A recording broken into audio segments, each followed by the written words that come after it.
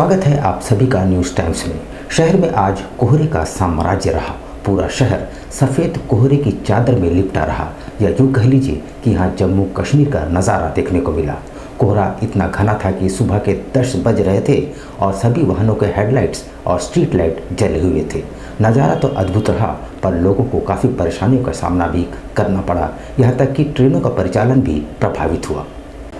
मंगलवार की सुबह से ही कोहरे की घनी चादर ने पूरे शहर को अपने आगोश में ले रखा था। धुंध के कारण आम जनजीवन प्रभावित हुआ।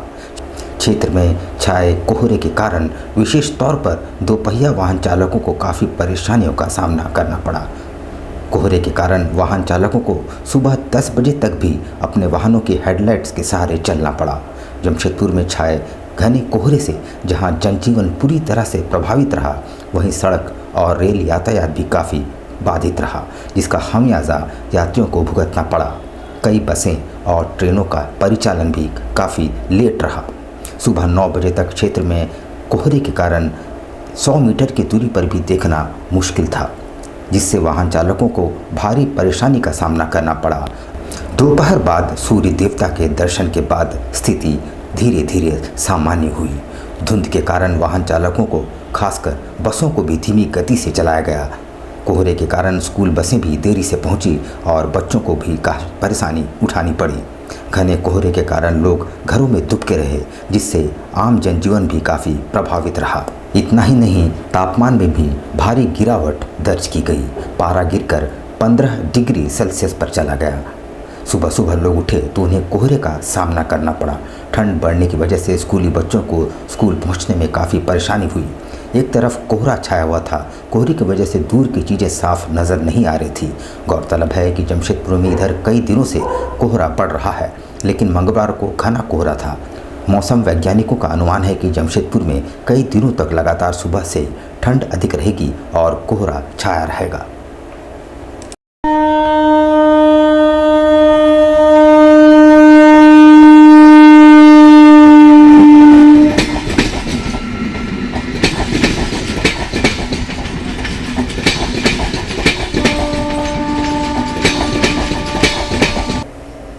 उधर दूसरी ओर आदित्यपुर में अस्पताल निर्माण कार्य में लगे मजदूरों पर छेड़खानी का आरोप लगाते हुए बीती रात ग्रामीणों ने हमला बोल दिया। लाठी डंडे से लैस ग्रामीणों को काबू करने में इस कड़ाके की ठंड में पुलिस वालों के पसीने छूट गए। घटना के संबंध में बताया जा रहा है कि सोमवार की शाम हत्याडी की 5-6 महिलाएं काम से लौट रही थी। इस दौरान निर्माणाधीन अस्पताल के कुछ मजदूरों ने महिलाओं के साथ कथित तौर पर छेड़खानी की। नाराज महिलाओं जब अस्पताल के गेट पर पहुंची तो गार्ड ने अंदर प्रवेश करने से मना कर दिया। इसके बाद महिलाएं उग्र उठी और उन्होंने गांव में जाकर इसकी जानकारी दी। इसके बाद सैकड़ों की संख्या में उग्र ग्रामीणों ने हरवे हथियार के साथ परिसर को घेर लिया और देखते ही देखते उग्र हो गए। ग्रामीणों ने आरोप लगाया कि उक्त अस्पताल के निर्माण में मुर्शिदाबाद के मजदूरों से काम लिया जा रहा है, जो आए दिन सड़क पर आती जाती महिलाओं एवं छात्राओं के साथ छेड़खानी करते हैं। इनमें से ज़्यादातर मजदूर नाबालिग है। इस दौरान JBKS के कार्यकर्ता सक्रिय नजर आए। घंटों चले मशक्कत के बाद देर रात पीड़ित महिला के आवेदन के आधार पर पुलिस जाँच में जुट गई। इधर सभी घायलों को इलाज के लिए अस्पताल ले जाया गया है। कहीं दो राय नहीं है, अगर किसी महिला के साथ छेड़खानी हुई है तो बहुत गलत हुआ है। जिन्होंने किया है उनको हम लोग कठोर सजा दिलवा सकते हैं। जो कानूनी प्रावधान के तहत है वही काम हमें करना चाहिए। तो महिलाओं बहनों से अनुरोध है कि 5 महिलाएं मेरे पास आए, पहले समस्या बताएं, और जो पुरुष वर्ग के लोग हैं एक बार कृपया, जिनको जो दर्शक के रूप में पहले वो तो चले जाएं, क्योंकि अगर इतनी भीड़ बनाकर रखेंगे शायद बातें समझ में नहीं आएंगी, ना हम हल निकाल पाएंगे और इसी भीड़ में उलझे रह जाएंगे। और जो अपराध किए वो अभी तक भाग चुके हैं, ठीक है ना, और वो और आगे भागेंगे। तो इसलिए आपसे अनुरोध है कि 5 महिलाएं जो हैं, जो पीड़ित महिला हैं, एक बार आकर मुझसे बात करें। हम लोग समस्या का समाधान निकालने आए हैं, समस्या बढ़ाए नहीं हम। यहाँ गुस्सा है, लेकिन हम लोग का गांव तरफ का नहीं है। तो ये चीज निश्चित हो गया कि इधर जो काम करने वाला है वो लोग, ये तो सब बात नहीं है। हाँ, मतलब जो यहाँ काम करने वाला है। महिला ने आरोप लगाया कि 5-6 मजदूर जो यहाँ कार्यरत थे उनके साथ छेड़खानी की गई है महिला के साथ। तो यह बात शायद उन्होंने अपने गांव में अपनी बस्ती में सूचना दी, तो वहाँ से होकर फिर आ गए। और ये जो अर्धनिर्मित हॉस्पिटल अभी है, मेडिकल कॉलेज सॉरी, तो यहाँ के मज़दूरों के साथ मारपीट की गई है। कई लोग इसमें घायल भी हुए हैं और अभी तत्काल मेडिको लीगल वर्क हम लोग शुरू करेंगे। अभी सबका इंजरी कटेगा। उधर जो महिला के साथ छेड़खानी हुई है, किनके द्वारा की गई है इसके संबंध में सर अभी तक के छेड़खानी करने वाले एक भी आरोपी का मतलब चिन्हित नहीं किया गया, अरेस्ट नहीं किया गया सर। महिला ने अभी पहचाना नहीं कि कौन है। बागबड़ा में राम मनोहर लोहिया संस्थान और रेड क्रॉस द्वारा आयोजित 105वें नेत्र ज्योति महायज्ञ के समापन कार्यक्रम में राज्यपाल सीपी राधाकृष्णन बतौर मुख्य अतिथि शामिल हुए। राज्यपाल सीपी राधाकृष्णन ने मुख्य अतिथि के तौर पर शिरकत की। उन्होंने राम मनोहर लोहिया सेवा संस्थान और रेड क्रॉस द्वारा किए जा रहे कार्यों की सराहना करते हुए जिले के उपायुक्त को 2 एकड़ जमीन अस्पताल को उपलब्ध कराने का निर्देश दिया। हर वर्ष राम मनोहर लोहिया सेवा संस्थान द्वारा मोतियाबिंद के निःशुल्क ऑपरेशन का मेगा कैंप लगाया जाता है। इस वर्ष भी 6 जनवरी से 9 जनवरी तक 705वां नेत्र ज्योति महायज्ञ का मेगा कैंप बागबड़ा स्थित राम मनोहर लोहिया सेवा संस्थान में आयोजित था। इस कैंप के अंतिम दिन रोगियों को निःशुल्क दवाइयां और कंबलों का वितरण भी किया गया, जहां अंतिम दिन कार्यक्रम के मुख्य अतिथि के तौर पर झारखंड के राज्यपाल सीपी राधाकृष्णन ने शिरकत की। उन्होंने दीप प्रज्वलित कर कैंप के अंतिम दिन विदाई समारोह वाले कार्यक्रम का शुभारंभ किया। इस दौरान उन्होंने इस कार्य में लगे संस्था के सदस्यों के साथ साथ आर्थिक रूप से सहयोग करने वाले उद्यमियों, कंपनी के पदाधिकारी और चिकित्सीय सेवा दे रहे चिकित्सकों को राज्यपाल के हाथों सम्मानित किया गया। साथ ही उन्होंने कैंप में ऑपरेशन करवा चुके नेत्र रोगियों की आंखों की पट्टी अपने हाथों से खोलकर उन्हें दवाइयां और शॉल ओढ़ाकर सम्मानित किया। इस तरह से अगर लोग आगे आते चले गए तो मैं समझता हूं कि देश भर में रेड क्रॉस और दूसरी here among you on this 40th Foundation Day of the Singhbum branch of Indian Red Cross Society. This occasion holds immense significance as it is marks the 4 decades of dedicated service, providing an opportunity to reflect on the significant contributions this branch has made to our community. I extend my congratulations to the East Singhbum branch of the Indian Red Cross Society. I also appreciate Ram Manohar Lohiya Seva Sansthan. उधर गोलमुरी के रहने वाले एक दंपति ने आज राज्यपाल CP Radhakrishnan के समक्ष अपनी परेशानियां रखी और राज्यपाल ने इसे गंभीरता से लेते हुए एसपी और डीसी से जल्द कार्रवाई का निर्देश भी दिए। एक बिल्डर द्वारा प्रताड़ित दंपति राज्यपाल के कार्यक्रम में पहुंचे और राज्यपाल से अपनी सारी व्यथा बताई, जहां राज्यपाल ने उपायुक्त व एसएसपी को त्वरित मामले को संज्ञान में लेते हुए कार्रवाई का निर्देश दिया। कार्रवाई नहीं होने पर उन्होंने पीड़ित दंपति को राजभवन में सूचित करने को कहा।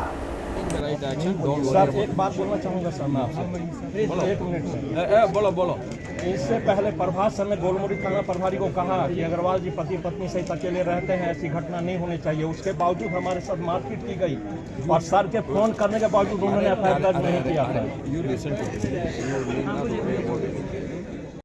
था। गोलमुरी क्षेत्र में मैंने एक फ्लैट खरीदा था 4 साल पहले। हमें कार पार्किंग दी गई थी, कार पार्किंग 2 बंदों को दी गई थी और हमें भी दी गई थी। हमारे कार पार्किंग में जगह नहीं बची है क्योंकि ज़मीन मालिक ने उस फ्लैट में नीचे एक दुकान टेलरिंग की और एक 2 BHK फ्लैट बना लिया, जिसके कारण पार्किंग शॉर्टेज है।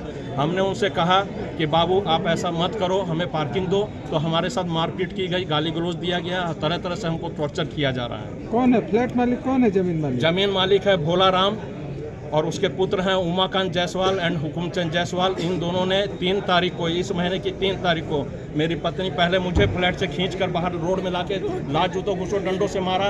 पत्नी बचाने आई तो इन्हें भी मारा, इनके कान में चोट लगी, पेट में लगी। अपनी विभिन्न मांगों को लेकर पिछले 1 जनवरी से पीडीएस दुकानदार हड़ताल पर हैं और लाभुकों की परेशानी अब बढ़ने लगी है।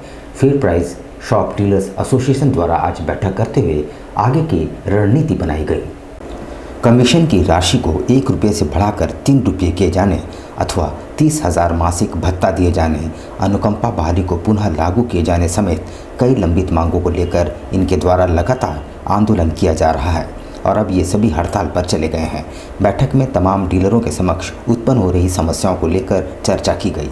एसोसिएशन के सदस्यों ने कहा कि सरकार के साथ वार्ता चल रही है और जब तक उनकी मांगें पूर्ण नहीं होगी वे हड़ताल पर बने रहेंगे। सरकार के पास बैठक चल रही है। यदि सरकार डीलर हित में बात करती है, यदि कमीशन हम लोग 1 रुपया से 3 रुपया करती है, अनुकंपा का लाभ लागू कर देती है, तो हम लोग उसे भी आगे विचार करेंगे उस पर। और यदि हम लोग को यदि सरकार कमीशन नहीं बढ़ाती है, अनुकंपा का लाभ नहीं देती है, तो हम लोग मानदेय या फिर 30,000 रुपये मानदेय नहीं देती है, तो हम लोग अनिश्चितकालीन हड़ताल पर रहेंगे। परसुडी में रहने वाले एक दंपति के मानसिक तौर पर बीमार बच्चे के इलाज के लिए विधायक मंगल कालिंदी ने सारी व्यवस्था करते हुए उन्हें आज रांची रवाना किया। ছেলেটার অনেক অসুবিধা হতেছিল, আমার অনেক কষ্ট, ওই জন্য মঙ্গল কালিন্দী দাদাকে বলেছিলাম মানে সাহায্য করতে, ওই যে রাঁচি পাঠাচ্ছে, और অনেক ধন্যবাদ।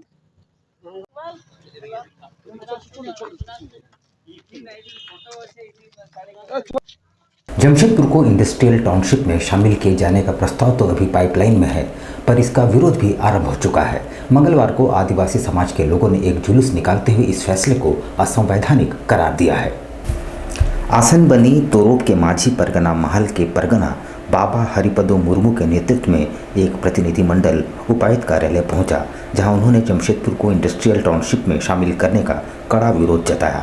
प्रतिनिधिमंडल ने बताया कि जमशेदपुर शेड्यूल एरिया के अंदर आता है, बावजूद इसके इंडस्ट्रियल टाउनशिप में जमशेदपुर को शामिल करना एक तरह से असंवैधानिक अधिकारों का हनन है। प्रतिनिधिमंडल ने बताया कि राज्य के मुख्यमंत्री को उपायुक्त के माध्यम से ज्ञापन सौंपकर इसका विरोध जताया जा रहा है।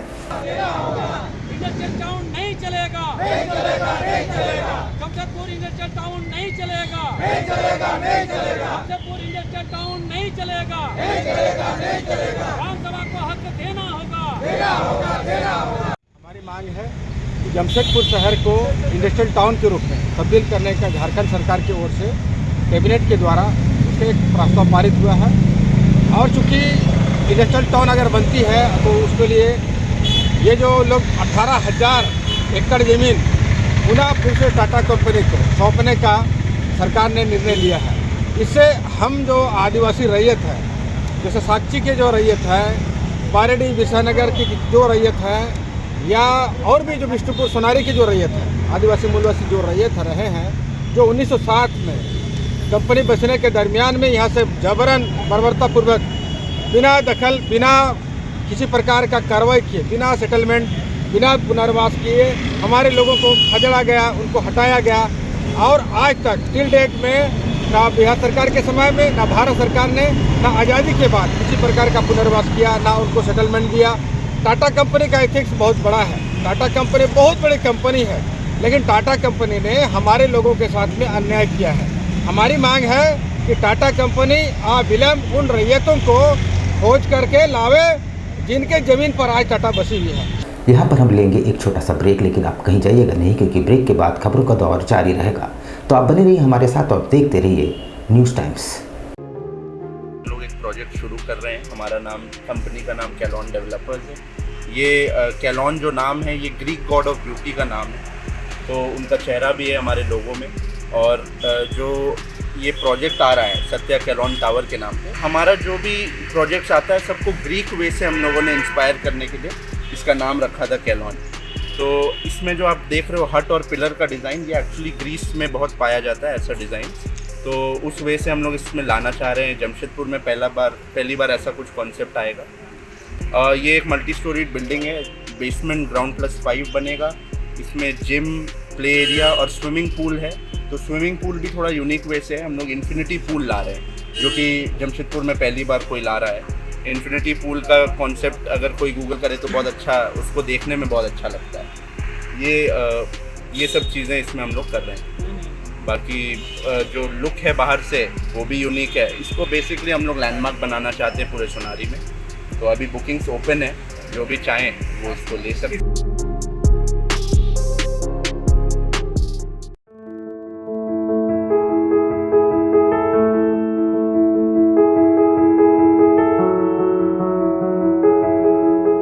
कैसे हो मनोज? ठीक ही है भैया। ठीक तो बोल रहे हो, ठीक तो दिख नहीं रहे हो। तुम्हारे उम्र में तो हम 10-10 किलोमीटर दौड़ जाया करते थे। सारे लोग टहल रहे हैं, तुम सुस्त बैठे हो। वो क्या है ना भैया कि थोड़ा प्रॉब्लम हो गया है। प्रॉब्लम? हम तुम्हारे बड़े भाई जैसे हैं, तुम अपना समस्या बताओ हमको, हो सकता तुम्हारी समस्या का समाधान हमारे पास हो।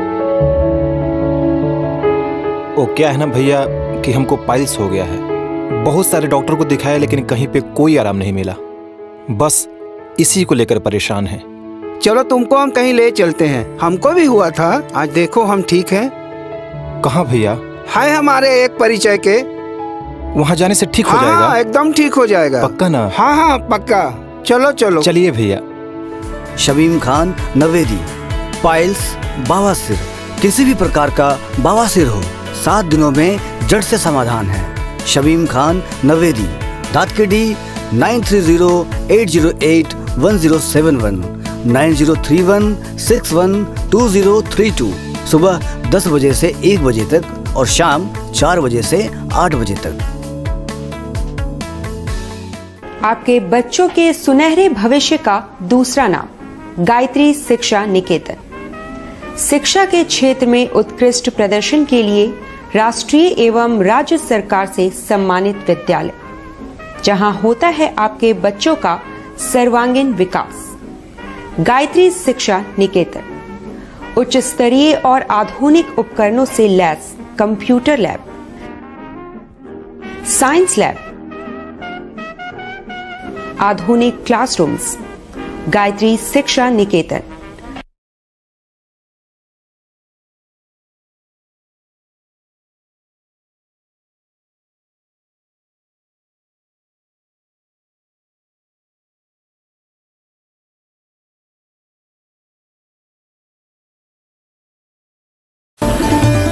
Indian Bakery, specialist in cakes and confectionery items.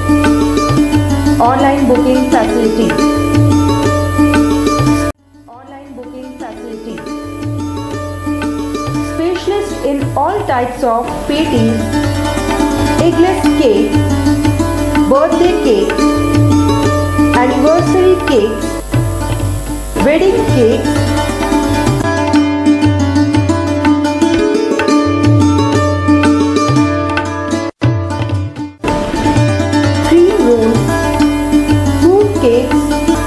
marriage anniversary cakes and school order specialists. Please do visit with your friends and family.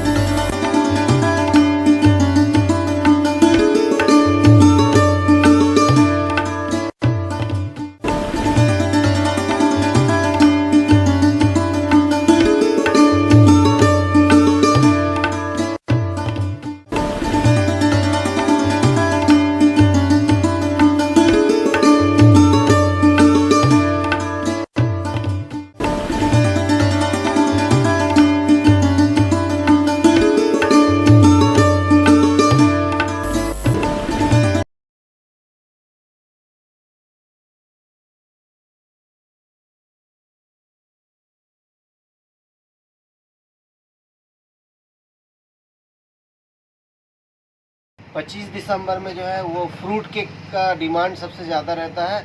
अभी fruit cake, plum cake, walnut cake और अभी चॉकलेट ब्राउनी केक बहुत ज़्यादा customer का demand है।